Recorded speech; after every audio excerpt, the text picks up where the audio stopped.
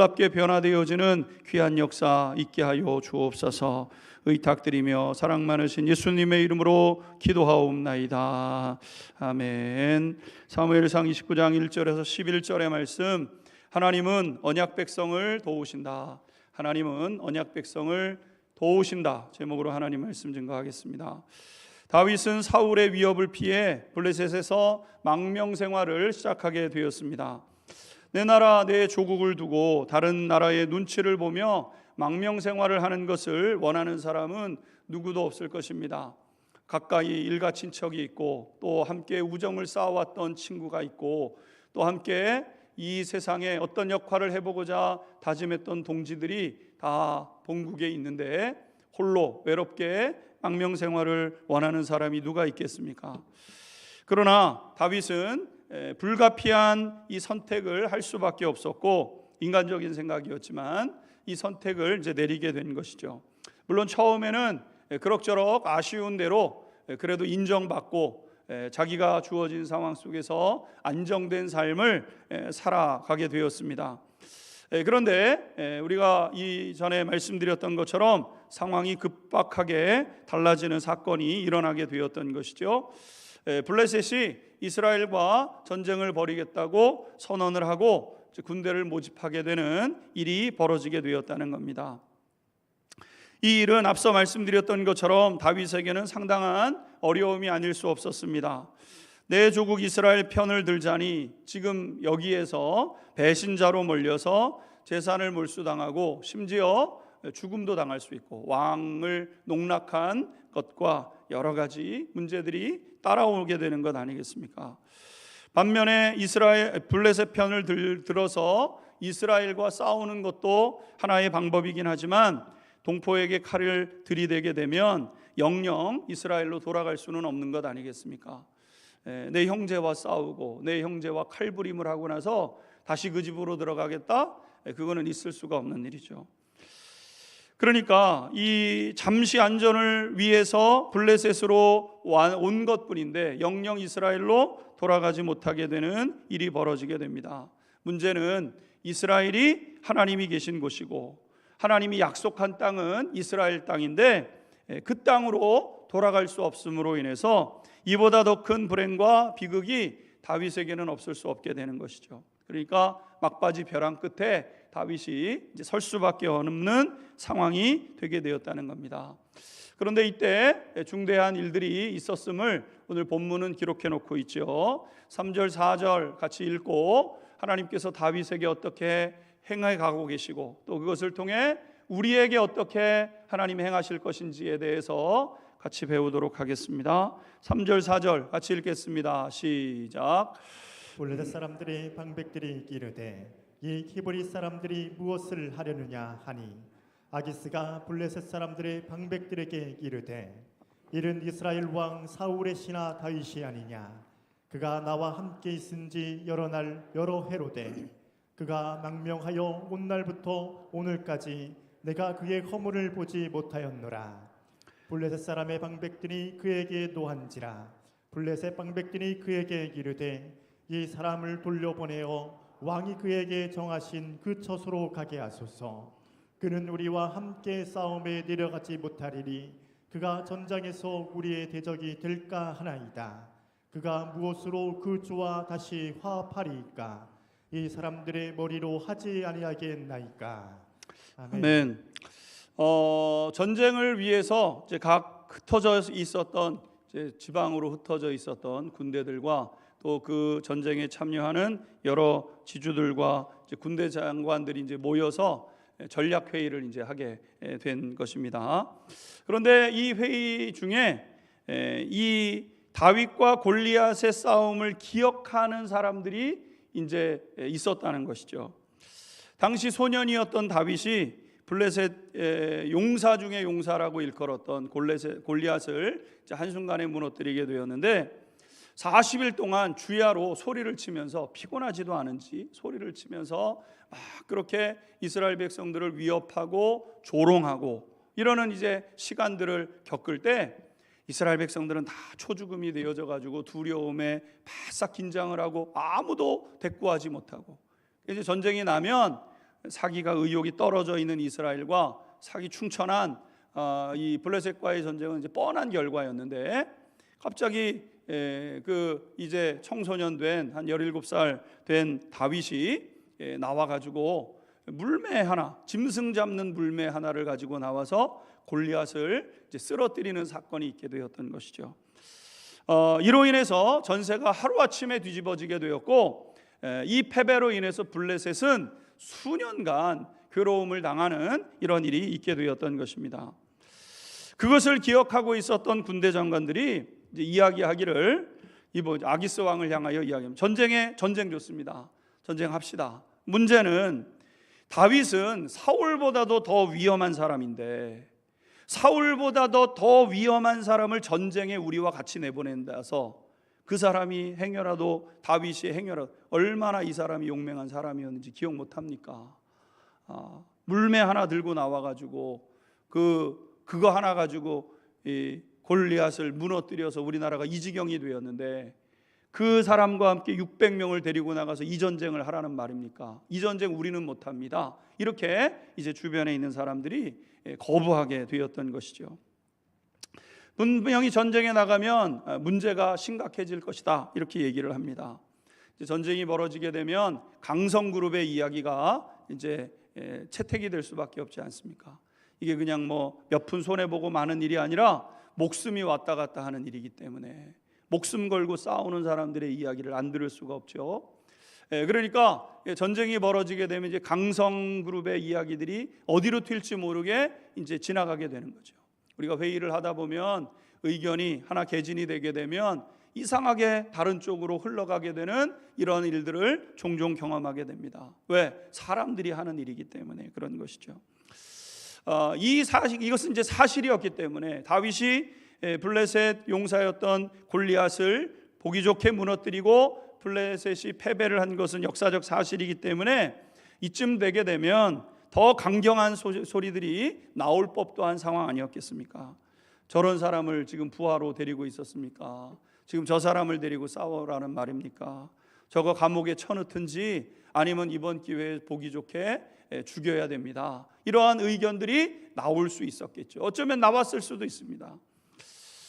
실제로 블레셋 사람들이 상황을 제대로 읽었다고 한다면 이 상황을 잘 이용해서, 블레셋이 지금 다윗이 블레셋 땅 안에 있으니까요, 남의 나라 있을 때, 이스라엘에 있을 때는 어떻게 못하지만 600명, 지금 수십만 명의 이 군인들이 있는 그곳에 있었으면 어떤 식으로든 다윗을 블레셋 땅에 있을 때 죽이고, 그리고 이번 전쟁에서 이 사울을 죽이게 되면 이 현재 권력과 미래 권력을 다 제거할 수 있는 그런 좋은 상황이 된 것 아니겠습니까? 그러니까 블레셋의 입장에서는 이보다 좋은 기회가 없죠.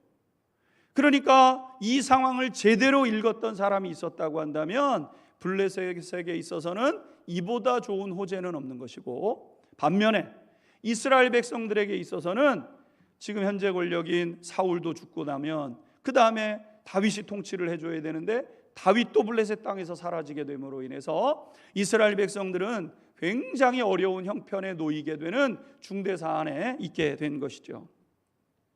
한 가지 재미있는 사실은 이 이상의 강경한 말들이 채택되지 않았다는 거예요. 다윗을 향하여 막 욕을 하고 사울은 천천히고 다윗은 만만이라고 하지 않았냐, 사울보다 더 위험한 사람이 다윗 아니냐, 이러면서 얘기가 막 가면서 그 이상으로 가야 되는데 그 이상으로 가지 않고 거기서 멈추게 되고, 대신에 다윗은 이 전쟁에 참여를 시키지 못하니까 후방으로 보내야 된다, 이런 결정을 내리게 되었다는 겁니다. 9절과 10절 같이 읽도록 하겠습니다. 9절 10절입니다. 시작. 아기스가 다윗에게 대답하여 이르되 내가 내 목전에 하나님의 전령같이 선한 것을 내가 하나 블레셋 사람들의 방백들은 말하기를 그가 우리와 함께 전장에 올라가지 못하리라 하니, 그런즉 너는 나와 함께 온 내 주의 신하들과 더불어 새벽에 일어나라. 너희는 새벽에 일어나서 밟거든 곧 떠나라 하니라. 아멘. 아기스가 다윗을 오히려 이제 위로하면서, 야, 상황이 내가 너 중심을 알고 있지만 너를 데리고 나갈 상황이 못 됐다, 미안하다, 다 반대하지 않냐.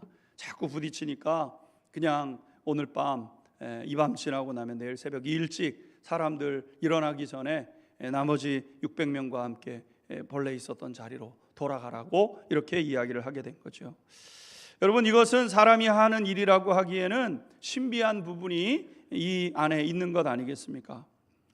오늘 이 일을 통해서 사람이 하다 보면 일이 이리저리 막 가게 되는데 이 일이 매끄럽게 이제 마무리가 되게 되는 거죠. 여러분, 우리는 하나님께서 어떻게 일하고 계시는지를 오늘 사건을 통해서 발견하게 됩니다. 하나님은 때로 믿지 않는 사람들의 마음까지 움직이시면서 하나님의 백성들을 도우시고 보호해 가시는 하나님이시죠. 하나님은 사람의 마음을 움직여서라도 필요한 결정을 내리는 일이라고 한다면 사람들의 마음, 아브라함 때도 보게 되면 아비멜렉의 마음을 주장하지 않습니까? 고레스 시대에 보게 되면은 이 사라 왕의 마음을 주장하시고, 느헤미야 시대 때 보게 되면 아닥사스다, 믿지 않는 왕의 마음을 움직이시는 그런 하나님을 우리가 발견하게 되는 것이죠. 제가 이전에 부목사로 섬기던 교회에 한 장로님이 계셨는데, 이분이 이제 항공사진을 찍어서 대조하는 그런 기업의 근무를 이사로 근무를 하고 계셨습니다. 이분의 어머니께서는 참 기도를 많이 하시는 권사님이셨는데, 뭐 어려서부터 우리가 권사님 부모님 믿음 좋고 성실한 건 아니지 않습니까? 그러니까 이제 어렸을 때 이 장로님이 사고도 많이 치고 문제가 많았어요. 그런데 이제 이 직장에 은혜로 이제 취업을 하시게 된 거죠. 최종 학력이 이제 고졸이었는데 취업 이후에 그래도 승진을 계속 해 가신 거예요. 고졸이라는, 어떻게 보게 되면 굉장히 사회적으로 보게 되면 핸디캡이라고 하면 핸디캡일 수가 있는데, 승진할 때마다 그래도 승진의 기회가 있어서 승진을 이제 하신 것이죠.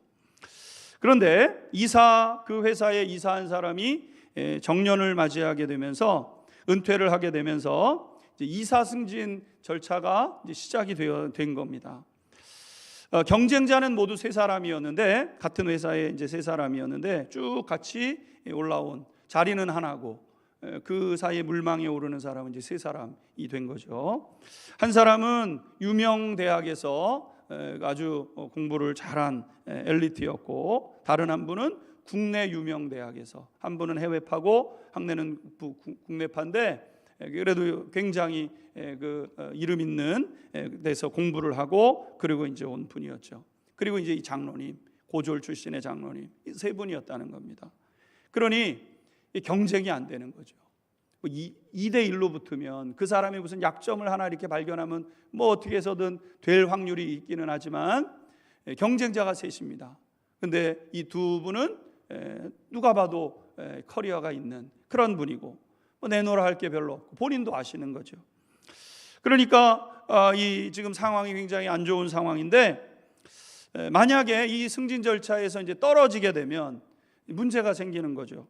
한직으로 물러나야 되고, 그리고 이제 한직으로 물러나라는 소리는 이제 그만두라는 소리니까 정리해서 나와야 되는 이러한 이제 상황이 되게 된 겁니다. 부부가 뭐 의지할 데가 어디 있겠습니까? 믿는 사람들이 의지할 데가 어디 있겠어요? 저와 우리 성도님들이 의지할 곳이 얼마나 되겠습니까? 그러니까 이제 기도할 수밖에 없었고, 기도를 부탁하고 열심히 이제 기도를 하게 됩니다. 담임 목사님도 장로님 잘 되셔야 되는데, 그래도 교회에 중요한 역할을 하시는 장로님 잘 되셔야 되는데, 그런 마음으로 담임 목사님도 계속 기도하시고, 또 교회에 기도하는 분들이 있지 않습니까? 다 기도하시면 좋지만 기도하시는 분들이 계세요. 기도하는 분들 한 분 한 분한테 정중하게 기도해달라고 부탁을 하고 기도를 하게 되었죠. 그런데 이 장로님이 최종 이제 승진을 하게 된 것입니다. 승진을 하고 나서 이제 어쨌든 다시벨 이제 사장님을 만나는 기회가 있어서 이제 여쭈었다는 겁니다. 사장님 아시는 것처럼 제 그 배움이 짧고 뭐 여러 가지로 부족한 게 많은데 아주 장장한 대단한 그런 그 분들도 계셨는데 어떻게 저를 선택하셨냐 이렇게 이제 물었다는 것이죠. 그랬더니 사장님이 이런 얘기를 했다는 겁니다. 나는 똑똑한 사람보다 일 잘하는 사람이 필요하다고 생각이 들었다. 이런 얘기를 하셨다는 거예요. 이 얘기는 무슨 얘기냐면 이 사장님 역시 외국 유수의 대학에서 공부한 이제 수재인데 자기도 공부를 많이 했다는 거예요. 사실 지금 있는 두 명보다 더 공부를 많이 한 분인데 이 두 사람이 나보다 똑똑해가지고 나보다 뭔가를 더 제시할 수 있는 그런 사람들이면 뭐 그 사람들을 하겠지만 그렇지 않은데 자꾸 뭔가를 해보겠다고 얘기를 하고 얘기하면 그것도 피곤할 것 같고 어쩐지 이번에는 그냥 일 잘하는 당신 그냥 승진시키는 게 좋을 것 같은 마음이 들었다. 그래, 일 열심히 해라. 이렇게 얘기를 하시더라는 겁니다. 다들 이 일들을 통해서 이제 생각하고 또 놀라는 일들이 있게 되었던 것이죠. 오늘 본문 말씀을 보게 되면 다윗이 자기 힘으로는 벗어날 수 없는 이 상황, 내 힘으로는 해결할 수 없는 상황, 이러지도 저러지도 못하는 상황, 이 상황 속에서 벗어나는 이 사건을 성경은 기록해 놓고 있죠. 그러나 여러분, 이 사건은 다윗에게만 있는 사건은 아니죠. 성경을 읽어 나가다 보면 다윗과 같이 은혜를 누리는 사람들은 많습니다. 아브라함도 그랬죠. 또 모세도, 또 우리가 알고 있는 신앙의 위대한 위인들 가운데서는 올무와 같은 걸린 상황 속에서 다니엘도 사람들의 그 비난과 또 사람들의 그 모함 속에서 그것을 이겨내는 이 다니엘의 모습도 성경에 기록되고 있지 않습니까? 시편 저자는 이러한 일들에 대해서 이렇게 이야기를 했습니다. 시편 91편 1절에서 3절 말씀 같이 한번 읽겠습니다. 시작. 지존자의 은밀한 곳에 거주하며 전능자의 그늘 아래에 사는 자여, 나는 여호와를 향하여 말하기를 그는 나의 피난처요 나의 요새요 내가 의뢰하는 하나님이라 하리리. 이는 그가 너를 새 사냥꾼의 골무에서와 심한 전염병에서 건지실 것이미로다. 아멘. 오늘 1절 말씀을 보게 되면 지존자의 은밀한 곳에 거주하며 전능자의 그늘 아래 사는 자요, 이렇게 얘기하고 있습니다. 무슨 일이 있으면 하나님의 은혜를 구하고, 우리의 방향성이죠. 여러분, 우리가 무슨 일이 있을 때마다 하나님, 이렇게 하나님을 찾고 전능자 하나님의 그늘 아래 그분의 그 인도하심과 보호하심 가운데 있으려고, 하나님 나를 어디로 인도하시는가, 이렇게 인도하심을 따라 살아가는 사람의 복이 무엇이냐, 이렇게 하면서 노래를 시작하는 것 아니겠습니까? 나는 여호와를 향하여 말하기를 그는 나의 피난처시요 나의 요새시요 내가 의뢰하시는 하나님이라. 그가 너를 새 사냥꾼의 올무에서와 심한 전염병에서 건지실 것이다. 올무에 빠졌어요. 몸부림을 치면 더욱 죄옵니다. 몸부림을 안 치면 그대로 잡혀갑니다. 그러니까 몸부림을 안 쳐도 죽는 거고 몸부림을 더 치면 더 죽는 거고, 이게 지금 올무에 걸린 사람의 모습 아니겠습니까? 이 다윗이 걸었던 그런 어려움이라는 것이죠. 그런데 사랑하는 성도 여러분, 이 어떻게 보게 되면은 사면초가의 상황에 놓였을 때 하나님께서 언약 백성, 자기 백성을 하나님께서 도와주셨다는 것 아니겠습니까? 여러분, 그렇습니다. 하나님은 언약 백성, 자기 백성, 다시 말해서 오늘 예배드리는 우리 성도님들 한 분 한 분을 도와주시는 분이 우리 하나님이신 줄로 믿습니다. 여기서 그러면 타협해도 되나? 우리가 대충 뭐 하면서 무슨 일이 있으면 하나님이 다 도와주실 테니까 그렇게 살아가라는 말인가? 그런 건 아니죠. 다윗은 한평생 믿음의 여정을 온 힘으로 감당하면서 그동안 10여 년 가까이를 광야에서 생활하면서 사울을 지켜내고 자기 신앙을 지켜내고 자기 정말 하나님을 향한 온 힘을 쏟는 이 믿음의 삶을 살았던 사람이 다윗 아니겠습니까? 이 수년의 광야 생활을 해왔고, 그리고 다윗이 불신자의 땅 블레셋에서도 믿음을 지키면서 오늘 여기에 있는 거예요. 그러다가 실수하고 넘어진 것뿐이죠.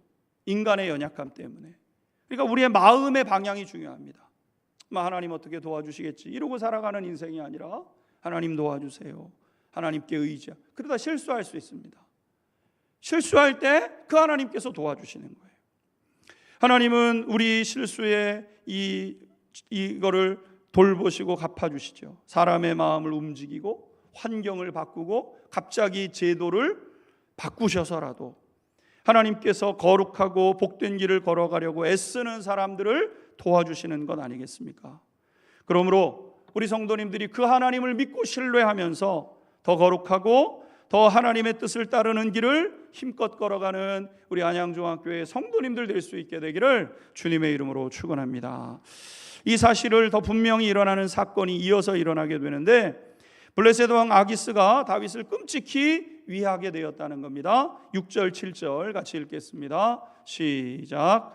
아기스가 다윗을 불러 그에게 이르되 여호와께서 살아계심을 두고 맹세하노니 내가 정직하여 내게 온 날부터 오늘까지 내게 악이 있음을 보지 못하였느니 나와 함께 진중에 출입하는 것이 내 생각에는 좋으나 수령들이 너를 좋아하지 아니하니 그러므로 이제 너는 평안히 돌아가서 블레셋 사람들의 수령들에게 거슬러 보게 하지 말라 하니라. 아멘. 아기스는 다윗에게 내가 너를 정말 신뢰하는데 다른 지금 사람들이 너무나도 반대를 해서 나는 너를 믿지만 다른 사람들이 너를 못 믿겠다고 하니까 이번 전쟁에서는 내가 빠질 수밖에 없다. 미안하다. 이렇게 얘기를 하는 거예요. 미안할 일이 아니죠. 다윗에게는 너무나도 좋은 일인데 다윗에게 미안하다. 이런 이제 이야기를 하게 됩니다. 그러면서 그 사람들, 너를 미워하는 사람들이 있으니까 그 사람들 눈에 괜히 있지 말고 좀 피해 있어. 나중에 네가 나를 도울 일이 반드시 있을 거야. 이렇게 얘기를 합니다. 여러분, 여기서 오늘 우리가 두 번째 뭘 깨닫습니까? 다윗이 1년 4개월 동안 아기스 아래 머무는 동안에 자기 상사에게 무한 신뢰를 받고 있다는 거예요. 여러분, 1년 4개월입니다. 길다면 긴 시간일 수도 있지만 우리가 일터에서 일해보면 1년 4개월 동안 내 직장 상사에게 그 상사의 마음을 얻는다. 그거 그렇게 쉽지 않습니다. 일거수일투족이 다 보여지게 되는데 오히려 1년 4개월쯤 되게 되면 뭔가 우리의 실수와 허물들도 드러나게 되고, 여러분 그런 일들이 있는 것 아니겠습니까? 그런데 아기스는 자신이 믿지도 않는 다윗이 믿는 하나님을 보고 감격했다는 겁니다. 그래서 우리가 읽었던 6절 말씀을 다시 보시면 여호와께서 살아계심을 두고 맹세하노니 내가 정직하여 내게 온 날로부터 오늘까지 내게 악이 있음을 보지 못하였다. 이렇게 얘기를 하고 있어요. 여호와의 사랑. 지금 이 사람은 불신자입니다. 이 사람은 안 믿는 사람이에요. 여러분, 우리가 직장에 취업을 했는데 내 직장 상사는 안 믿는 사람이라는 거예요. 안 믿는 사람이 나는 나는 믿음, 그리스도인 믿음을 지켜가는 사람이니까 내 모습을 보면서 감격했다고 이야기를 해주는 거예요. 여러분, 어떻게 이런 일이 있을 수 있습니까? 다윗이 믿는 하나님, 다윗은 무엇을 믿었냐면 하나님께서 이 상황을 하나님께서 주관하고 계시다는 사실을 믿었던 거예요. 내가 불신자 상사를 섬기는, 지금 불신자 상사를 섬기는 상황이 된 것 아니겠습니까? 그런데 이 상황을 하나님 아시니까, 또 하나님의 섭리 안에 있다고 나는 믿으니까 불신자 상사를 믿고 섬기는 것이 아니라 이 상황을 주장하시는 하나님을 믿고 아기스에게 충성하게 된 거죠. 여러분, 우리가 직장에서 불신자 상사, 불신자 사장님을 만날 수 있습니다. 그런데 그런 사람들 앞에서도 믿음의 백성들은 정직하고 충성되어야 한다는 것을 다윗은 오늘 우리에게 나타내고 있는 것이죠. 그럼 오래 있으려고 그러는가? 아닙니다. 내가 여기 평생 직장으로 삼고 내가 이 사장님과 함께 내 삶 전부, 내 생애를 그래도 이 사장님이 책임져 주고 때마다 되면 월급 주고, 그래서 내가 이 사장님이랑 쭉 가야 되겠다. 다윗은 이런 생각을 해본 적이 한 번도 없습니다. 다윗은 때가 되면 다시 어딘가로 가려고 마음을 먹고 있어요. 어쩔 수 없이 사울을 피해서 여기 왔지만 내가 살 곳은 이스라엘이지 블레셋이라고 생각해 본 적이 한 번도 없습니다. 어느 순간이든지 갈 마음을 가지고 있었던 다윗이 그 잠깐 언제까지 있어야 되는지도 모르는 그 상황이었는데, 여러분 그곳에서 충성을 다했다는 거예요. 여러분, 우리 성도님들 그렇게 살아가고 계시겠지만 여러분이 설령 잠시 머무는 곳이라 할지라도 여러분 있는 곳에 최선을 다하는 우리 성도님들 될 수 있게 되기를 주님의 이름으로 축원합니다. 다윗이 내 고향 이스라엘인데 잠시 머물다 갈 건데 괜히 밉보이는 일만 하지 말고 그냥 대충 화내지 않을 만큼만 그렇게 일할 수도 있었겠죠. 요령을 피웠을 수 있습니다. 그러나 여러분, 그렇게 요령을 피웠다고 한다면 지금처럼 큰 위기를 만났을 때, 절대 신뢰를 받지 못하는 상황이 되었다면 다윗은 여기에서 벗어날 수 없는 인생이 되는 거죠. 여러분, 우리는 사람을 보고 충성하는 게 아닙니다. 그 상황 가운데 역사하실 하나님을 보고 일하는 것이지.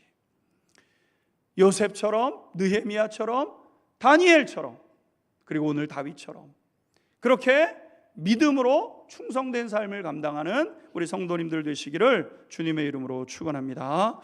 마지막으로 다윗은 그럼에도 불구하고 놀라운 고백을 하게 되는데 뭐냐면 아기스 왕에게 나가서 싸우겠습니다. 나를 빼지 마세요. 난 나가서 싸울 겁니다. 이렇게 이야기를 하게 되었다는 겁니다. 8절 같이 한번 읽도록 하겠습니다. 시작. 다윗이 아기스에게 이르되 내가 무엇을 하였나이까? 내가 당신 앞에 오늘까지 있는 동안에 당신이 종에게서 무엇을 보셨기에 내가 가서 내 주 왕의 원수와 싸우지 못하게 하시나이까 하니. 아멘. 오늘 다윗이 아기스에게 뭐라고 얘기를 하냐면 내가 왕 앞에 싸우겠습니다. 내가 나가서 싸우겠습니다. 사울과 싸우겠습니다. 내 원수와 싸우겠습니다. 이렇게 얘기를 했다는 거예요. 이 구절을 보면 한 가지 이제 궁금한 질문이 듭니다. 다윗의 진짜 진심은 무엇이었을까라는 거죠. 앞에서 말씀드린 대로 다윗은 분명히 이스라엘 민족과 싸울 형편이 되지 못했습니다. 그러니까 결국 다 이스라엘과 싸우겠다고 지금 싸울 형편이 못 돼요. 근데 싸우겠습니다 이렇게 얘기를 하는 것은 둘 중에 하나입니다. 입에 발린 말을 하는 거든지, 상황이 이렇게 돌아가니까 내가 안 나가도 되는 상황인가 보다, 제가 한번 해보겠습니다 이렇게 기회주의적인 지금 이야기를 하고 있는 건지, 아니면 진짜 다윗이 이 싸움은 내가 싸워야 될 수밖에 없는 상황인가 하고 생각을 하고 마음에 그래도 싸우겠습니다 라고 어려운 결정을 가지고 아기스에게 얘기를 했는지, 둘 중에 하나인 것이죠. 그런데 다윗이 걸어온 걸음을 생각해 보게 되면 앞은 아닙니다. 여러분, 다윗은 아마 생각했을 거예요. 이스라엘과 블레셋이 전쟁을 벌인다, 내 민족과 전쟁을 벌인다. 참 난처하네. 어떡하지? 싸우라고 분명히 용병으로 왔으니까요.